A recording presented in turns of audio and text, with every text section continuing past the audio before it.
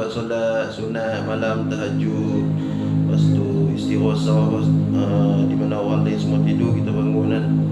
Itu sunat semua tu kan. Jadi benda-benda yang tu kalau sunat buat dapat pahala, tinggal tak berdosa. Kalau kita tinggal makruh buat tak berdosa. Benda makruh ni kan, sebagaimana kita makan bawang, ke bawah, makan petai, semua tu kan, tu ada lagi benda-benda makruh lain tu kan. Buat tak berdosa, tinggal dapat pahala. Kalau kita tinggal benda tu dapat pahala. Termasuk dari orang kata rokok, kata dia golong dalam makruh. Kalau kita buat tak berdosa, tinggal kita dapat pahala.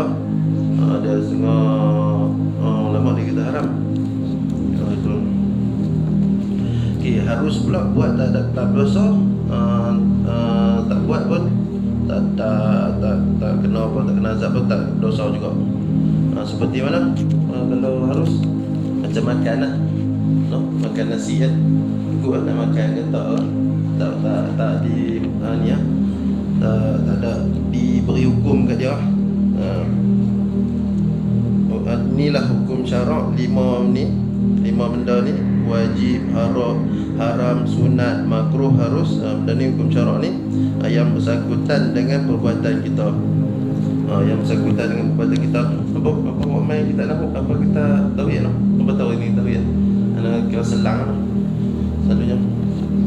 Cuma besok tak dapat. Besok cuti lah. Besok ada besok. Tengok kita nak apa fikir balik lah. Semua main tu. Lambat. Sebab 2 orang tak ada kan. Nampak sini dengan orang di Muaz pergi kerja kan. Tadi kerja tu apa mana orang semua clear, sihat lah. Siapa yang sakit lah tu kemarin ni?